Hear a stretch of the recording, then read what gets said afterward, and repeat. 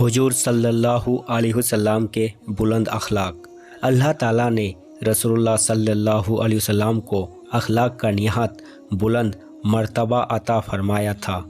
عفو و درگزر، رحم و کرم، دشمنوں کے ساتھ کریمانہ برتاوا اور لوگوں کے ساتھ نرمی و محبت میں کامل و مکمل نمونہ تھے۔ اللہ تعالیٰ کا ارشاد ہے، بے شک آپ اخلاق کے بلند مرتبے پر فائز ہے۔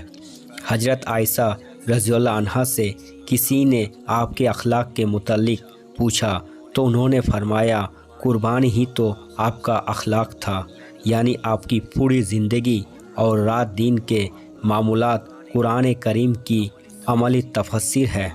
آپ کی رحم دلی کا یہ حال تھا کہ ایک مرتبہ راستہ چلتے ہوئے ایک عربی نے چادر پکڑ کر اس زور سے کھینچا کہ آپ کی گردن مبارک پر نشان آ گیا۔ پھر سخت کلامی کرتے ہوئے کہنے لگے، اے محمد صلی اللہ علیہ وسلم، اللہ کا جو مال آپ کے پاس ہے وہ مجھے بھی دینے کا حکم دیجیے۔ اس قدر گستاخی سے پیش آنے کے باوجود آپ نے اسے کچھ نہیں کہا، بلکہ مڑ کر دیکھا اور مسکراتے ہوئے اسے کچھ دینے کی ہدایت فرمائی۔ اخلاق کی انہی خوبیوں نے آپ کی دعوت و تبلیغ کو پوری دنیا میں پھیلا دیا اور ظلم و ستم اور زنگ و جدال کرنے والی قوموں کو عدل و انصاف اور محبت و بھائی چارگی سے رہنے والی امت بنا دیا۔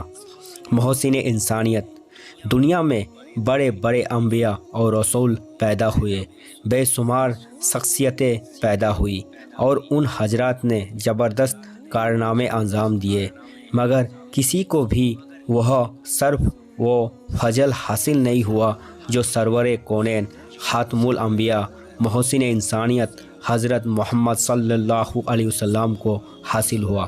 آپ کی زندگی کی تمام تفصیلات تاریخ و حدیث اور سیرت کے اندر 1400 سال سے پوری طرح محفوظ ہے، جسے پڑھ کر ایک انصاف پسند آدمی کو یقین ہو جاتا ہے کہ رسول اللہ صلی اللہ علیہ وسلم کی حیات مبارکہ و سیرت طیبہ اہل ایمان اور پوری دنیا کے لوگوں کے لیے قابل نمونہ ہے۔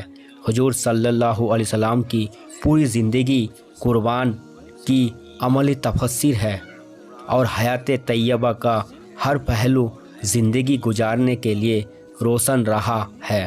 آپ کی سیرت مبارکہ زندگی کے تمام شعبوں پر محیط ہے۔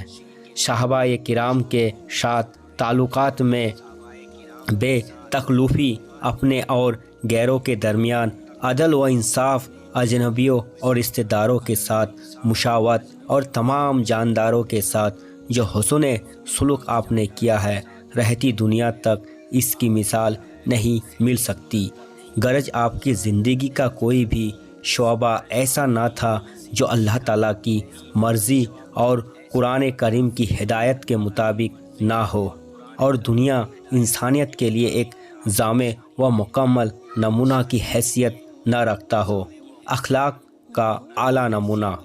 ایک مرتبہ حضور صلی اللہ علیہ وسلم سے ایک شخص نے اپنے علاقے کے مسلمانوں کی تنگ دستی کی شکایت کی اور مدد کا سوال کیا تو آپ نے یہود کے ایک بڑے عالم زید بن شوانہ سے متعینہ مدت پر قرض لے کر تنگ دستک کی مدد فرمائی، مگر یہ یہودی متعینہ مدت سے 2-3 دن پہلے ہی قرض کا مطالبہ کرنے لگا اور صحابہ کے درمیان حضور کا گریبان مبارک تھام کر کہنے لگا، اے محمد صلی اللہ علیہ وسلم، تم میرا حق کیوں ادا نہیں کرتے؟